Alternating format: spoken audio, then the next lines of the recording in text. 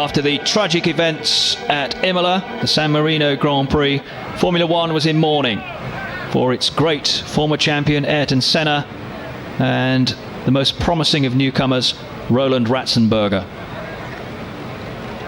All the Grand Prix drivers before the start of the Monaco Grand Prix gathered on the grid to remember Senna and Ratzenberger with a moment's silence.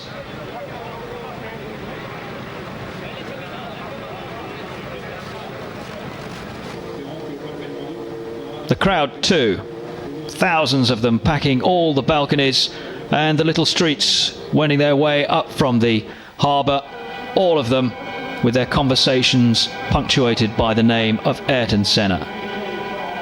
Michael Schumacher claimed the first pole position of his already illustrious career. Damon Hill, in the only Williams-Renault entered, was on row 2. Jean Alesi in the Ferrari, returning to Grand Prix racing, took a place on row 3. Both the Footwork-Fords showing up well.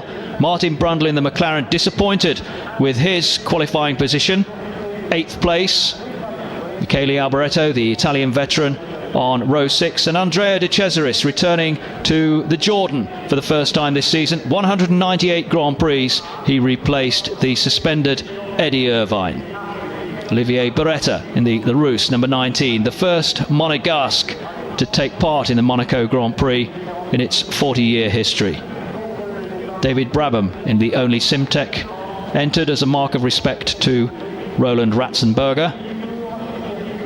And 2 gaps at the back of the grid, the Saubers having retired, they too affected by the crash in qualifying on Thursday, which left their driver Carl Wendlinger in hospital in Nice. The start of the race, Schumacher immediately into the lead, followed by Häkkinen. Hill moving up alongside Berger, but then a crash involving Häkkinen and Hill. Häkkinen out of the race and left stranded at Sandivot corner, and Hill going slowly up towards Casino Square, where eventually he retired.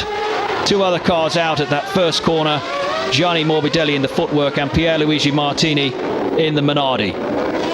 Michael Schumacher opened up a considerable gap as Damon Hill pulled the Williams-Renault to a halt.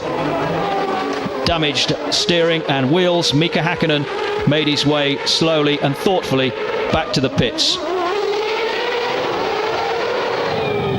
Schumacher led. The 2 Ferraris, Gerhard, Berger and Jean Alesi, provided the challenge for a time. Damon Hill, who wanted to do well so much in this race as a tribute to his late father, who won here 5 times, and to his late teammate Ayrton Senna, a 6 times winner around the streets of Monte Carlo. First pit stop of the race for Martin Brundle. Brundle running well up the field, and the sole McLaren still in the race after the collision between Hill and Häkkinen on the opening lap.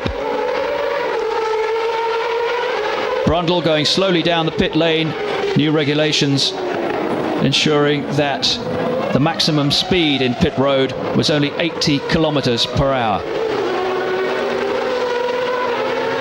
Benetton's smoothly executed pit stop. Schumacher able to come in, refuel, change tyres and get out again and remain in first place. Gerhard Berger in Ferrari number 28 coming in from 2nd place, but his pit stop dropped him to 4th. Eric Bernard, Frenchman, retiring from the Monaco Grand Prix after this spin going into the chicane. Bernard of Ligier retiring on lap 34. Mark Blundell's Tyrrell-Yamaha blew an engine, left oil on the circuit and almost caught out Schumacher. Blundell retiring at Sandivot corner, but that oil laid down on the track proved tricky to negotiate for the rest of the drivers. Blundell out of the race. Schumacher in the Benetton having his only anxious moment in the whole of the 78 lap Grand Prix. Behind Schumacher, Berger spun out of second place. Again, the Tyrrell's oil on the track causing the problem. Berger falling back into the clutches of Martin Brundle in the McLaren.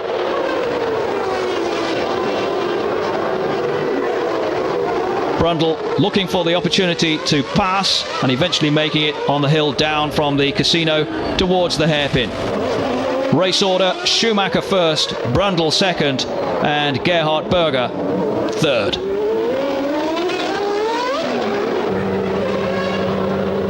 New nose for the Ferrari of Jean Alesi, and this delay in the pits cost him places. After running up in 4th place, he went back down to 6th.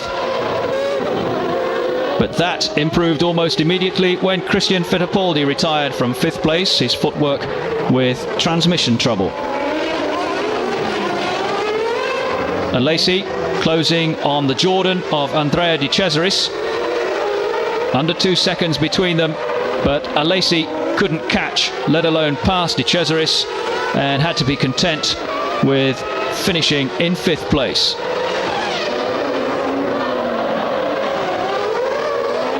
Martin Brundle, meanwhile, in the McLaren, closing on Alesi all the time, having lapped all the rest of the field. For the last 3 laps, the 2 Benettons ran in formation. JJ Lehto in 7th place, ahead of his teammate Michael Schumacher on the road.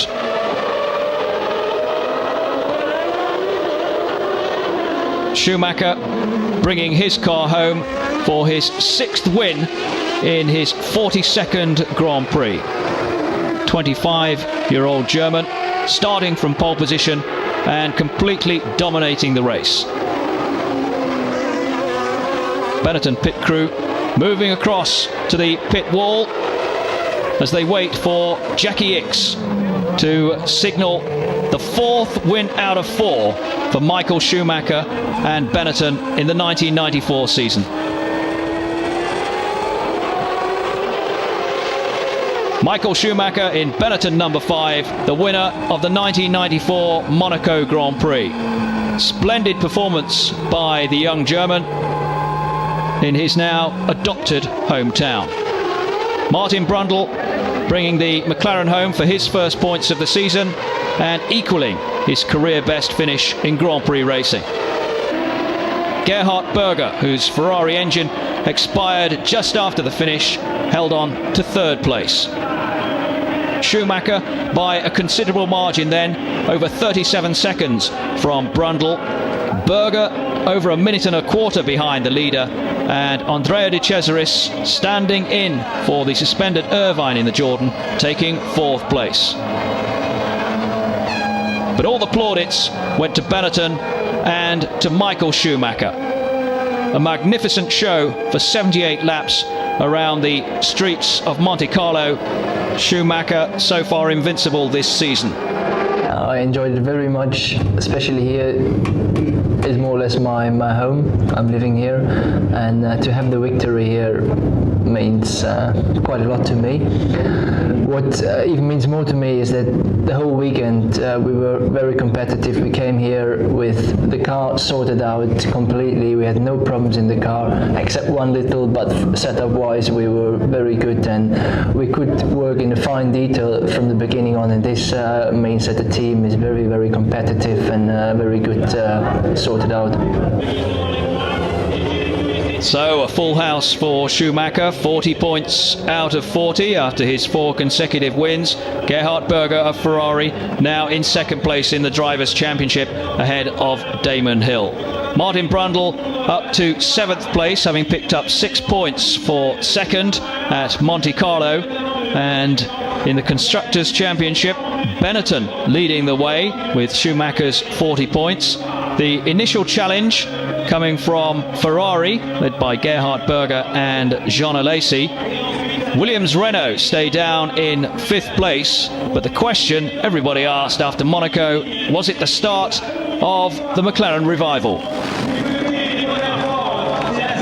Well, I had a few hairy moments, but no particular dramas. Came up behind Gerhard at one point in the race. He'd obviously just had a problem at turn 1. We had a little bit of a fight, but McLaren perfectly. And was the pit stop tactics, did they play an important role?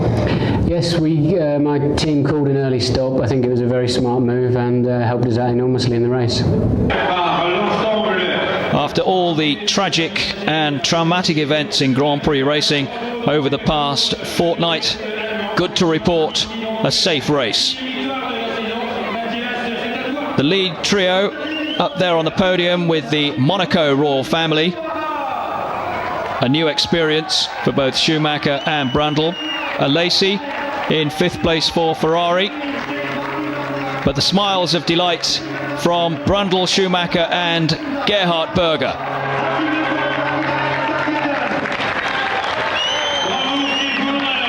I couldn't expect more before the race. We still have a big problem on the rear end of the car. Rear end just doesn't work. And the race was quite good, but I saw the yellow flag, but I saw too late the all flag, and I just was sliding on the all, and I just would crash into the barrier. So I opened last moment, and I turned the car, and I lost about 9 or 10 seconds. And so Martin was just behind me, but I had very dirty tires, so I didn't want to risk anything for this lap. For the next Grand Prix, changes have to be made to the cars, particularly to the front and rear wings, reducing the downforce, hopefully reducing the speed and therefore increasing the safety. Changes to come into force for the next Grand Prix at Barcelona